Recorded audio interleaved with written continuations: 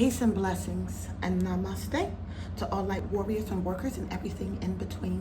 It is I, Sophie, today with a very important message in dealing with the divine feminine and that duality. But first, let me read you this poem. It's important.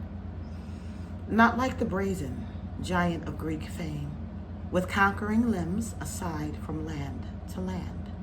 Here at our sea-washed sunset gate shall stand a mighty woman with a torch whose flame is the imprisoned lightning and her name, Mother of Exiles.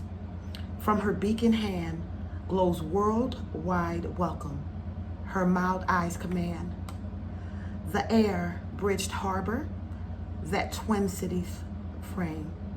Keep ancient lands your story's pomp, cries she, with silent lips.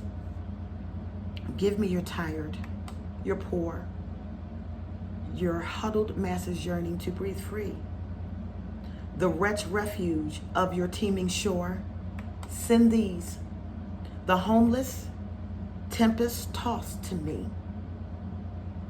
I lift my lamp beside the golden door.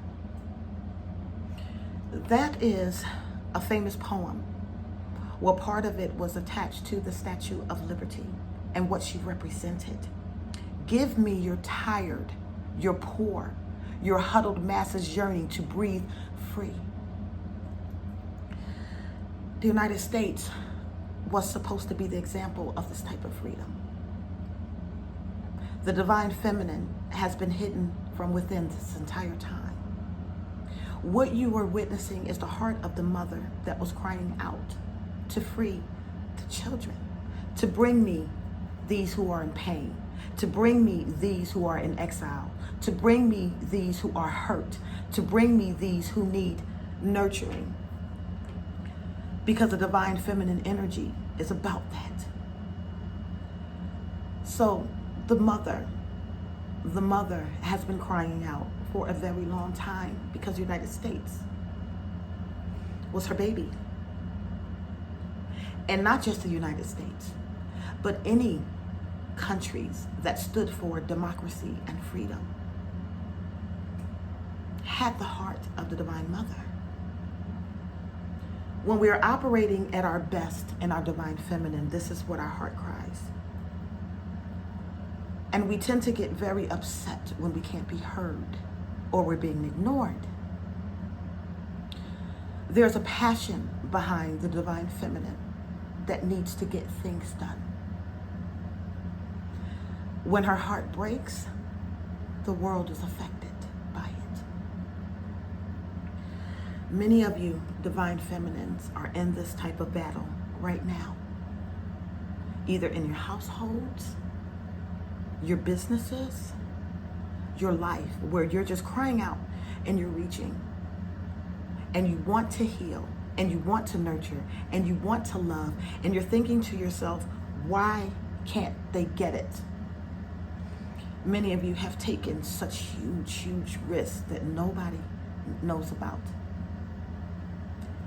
Let me explain something to you. The risks and the work that you are doing is noted and it is being acknowledged. Don't feel like you're in this by yourself and nobody's paying attention. As a matter of fact, it's better when you work behind the scenes and don't have all the pomp and glory. The pomp and glory tends to attract certain energies. So, you'd want to be seen in front of the world, or do you want to be seen by the universe? Keep doing your work, okay? But I'm going to warn you in the process of this that there's another side of your nature that is also broadcasted throughout this earth. Lady Liberty stood for love, freedom, nurturing, unity, and collaboration. But the other divine feminine, the blind judge, you'll see her on my thumbnail as well. This is the part of your nature in its opposite polarity. If you look at any of your Kabbalah trees, you will see that on the side of the feminine is Gevurah, And that strength, judgment as well. This is where we as divine feminine have to make sure to balance out our heart and our minds, because we have the ability to see what our divine masculines can't. And sometimes that causes an issue, because you know what needs to be done and you know how you're reaching out, but it's falling on deaf ears.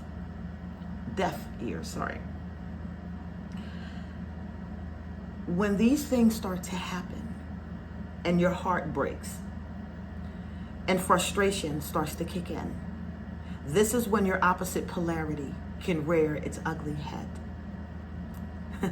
Lady Liberty is seen blindfolded and holding scales. She is the judge. You've heard the term karma is a bitch, haven't you? Well, she is. Definitely is.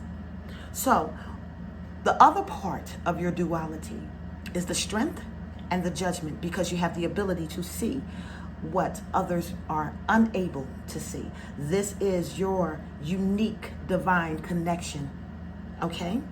And this is what gives you your strength and your power. And when I'm saying judge, I'm not talking about going around and pointing fingers at people and saying that, you know, you're better than them or telling everybody what they're doing wrong. No. When I'm talking about judge, is processing a matter throughout its completion. And we process a matter from beginning to end. And then we formulate a righteous stance based off of what it is that we are processing. And we judge that situation and that matter. And once we judge it, then it gives us the ability on how to move forward from that situation.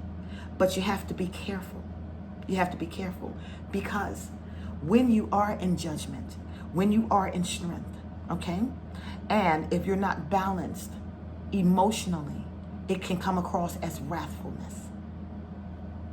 This is when you'll have your Liliths, your Shaktis, your Inanas,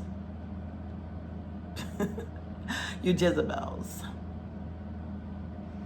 your Kalis. Do you see what I mean?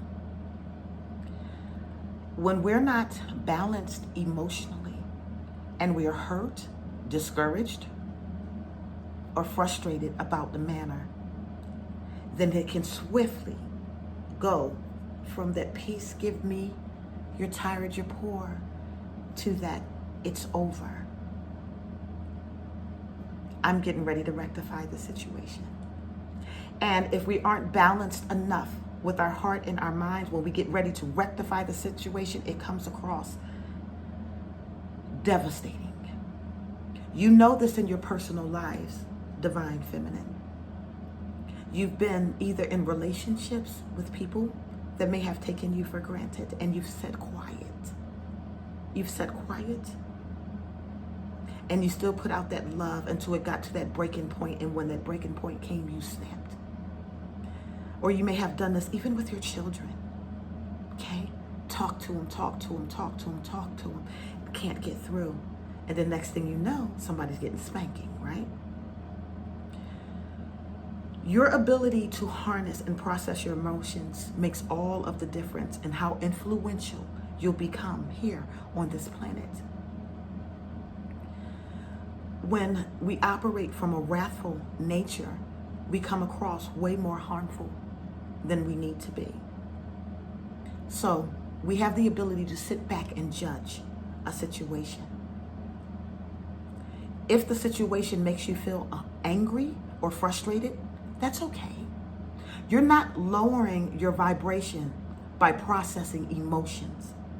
You lower your vibration when you stay in those emotions and can't get past it. Processing your emotions is part of your evolutionary journey because it reveals to you what's hidden. So when you are angry and wrathful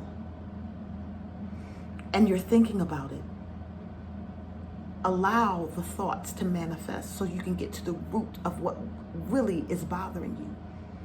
Is it that situation? Or has it been that you have not spoken your truth from your heart? And now it's gotten to a point where you're just snapping. Lady Liberty is blind, and she's holding scales. And the reason why she is blind is because she is learning, or have learned, how to process a matter objectively. That means we take our personal feelings out of these situations and we look at things as a whole. Women, nobody self-sacrifices more than you. And nobody will be rewarded more than you. Do you understand? Your tears, your frustration, your cries, your abuse, your disloyalties, all of those things that happen to you, to us as a collective, your slander, all of those things, we're rectifying it now. But you're going to have to learn how to look at things objectively. Many of you have done this already. Some of you have stayed in relationships for the sake of the children. You put the children in front of yourself. Or you might put your family member in front of yourself. We do this not so that we can brag and say we're selfless and you're selfish. We do this because this is the way that we heal one another. You see? If I'm going to be okay, but my sister's not going to be okay, if I heal my sister, it doubles my okay, and it gives me more strength and energy to heal somebody else. And a lot of us are drained right now. So if you're finding your personality shifting, if you're finding that you're more frustrated or more angry or more disappointed or more hurt than normal, it's part of the energy clearing, and just go through the process and observe it. Don't act on it. Karma is a bitch. But she's also very beautiful if you learn how to understand her. I am Sophie, and I love you all.